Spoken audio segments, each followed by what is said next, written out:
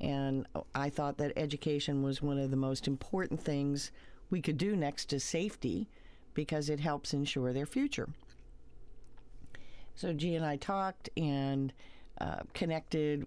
She connected me with a group called the M Network, and together, Forever Families, the M Network, and I were able to get a contract from the Department of Children and Families to produce tools that we call a backpack to help the individual communities have education meetings to engage everybody in the community so that everybody's a teacher, and the children in care have people watching for, advocating, reading, doing whatever's necessary to help them get an education. The children in foster care generally do not do well in school. How did this come to a point to where somebody said, either you or you, that something's got to be done about this? These kids may be adopted, they may just be in foster care, but this is something that's really lacking, is their education. They've got a place to stay, they got a place to live, they're safe, but they're not doing well in school.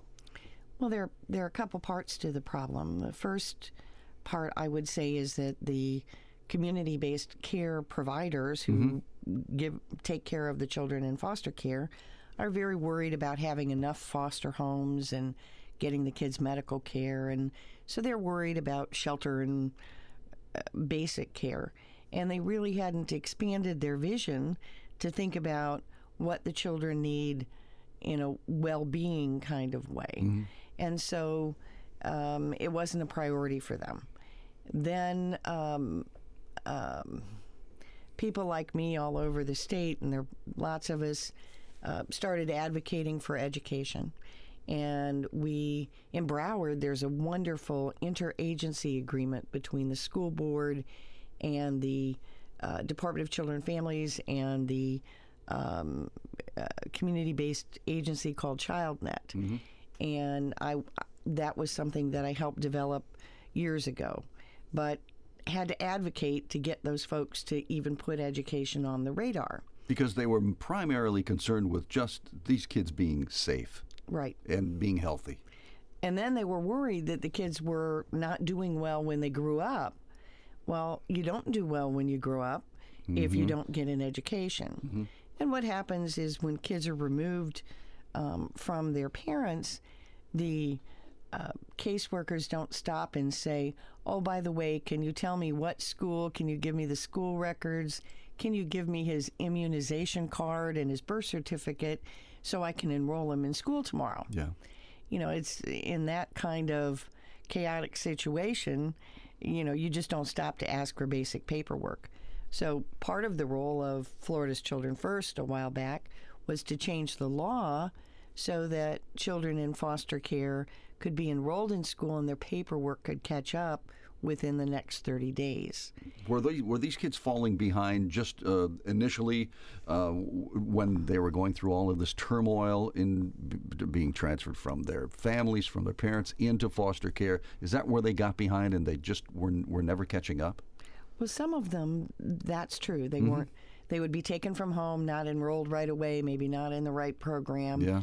They would be moving from home to home, so their education would be disrupted. And the statistics say every time you move a school, you lose four months of educational progress. Wow. So if you're moved 3 times in the year, you've lost the whole year. Yeah. The other kids come to the foster care system after years of neglect and abuse and things going on in their home. It's rarely the first instance of abuse, rarely, that brings a family to the attention of the system. So the children might be behind because they're missing school because the parents don't want anybody to see the bruises, or they're missing school because they don't have clothes or shoes or food. You know, there are a variety of reasons. No individual foster care story is the same. Everyone is very different. But what we found is that the kids have developed a lot of resilience. And although the abuse and neglect affects them, and there are studies that show it impacts the brain development and it impacts the ability of the kids to think and learn initially, once the kids are stable in a school setting and they are safe and are given food to eat, it's an amazing thing. They can learn and they can catch up. And all they need is somebody paying attention so that they catch up and can be whatever they want to be.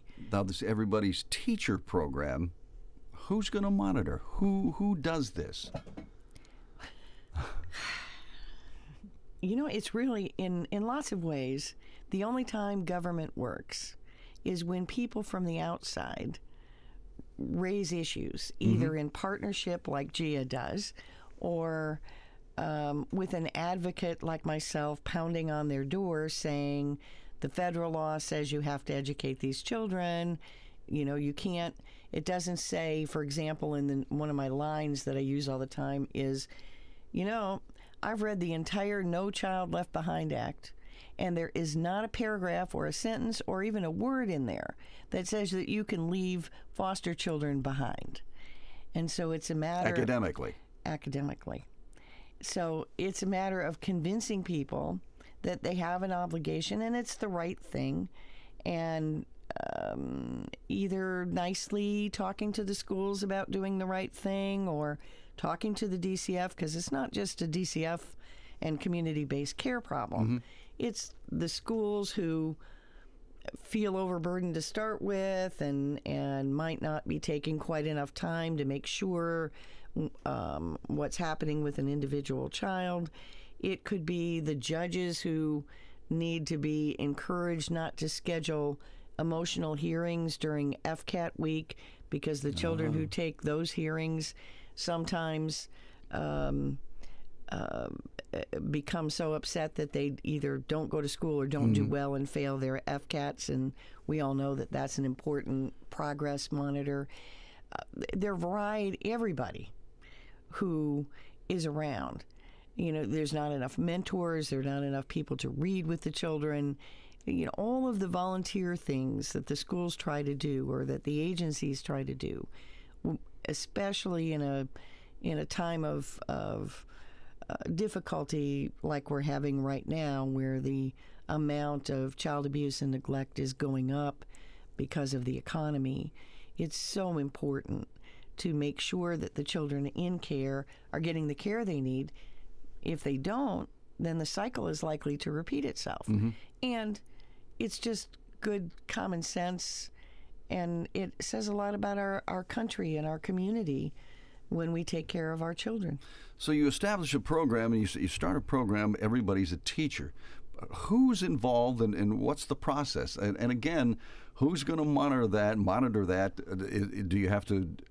How do you get teachers together with foster parents and convince judges that they shouldn't do hearings for these kids, which would be very stressful around test times in schools? How do you put this whole thing together? It sounds so complicated.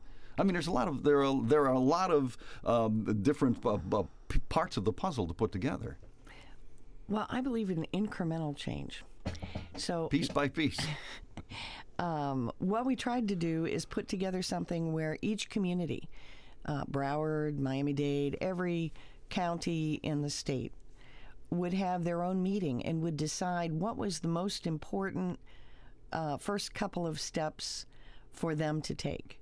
And we have a procedure where they develop their own action plan. And we call it an action plan because we don't want it to be just a plan that they put on the shelf. We want it to have actions in it, and we want them to announce who's responsible for the actions. And then we're taking those action plans after they have them, and DCF has a website, and on their website they have a page for Everybody's a Teacher. And all those action plans from all over the state will be posted there. And it's our hope that people will learn what other people are doing. People will not want to be embarrassed that they don't have an action plan on the website or that they failed to comply with their action plan,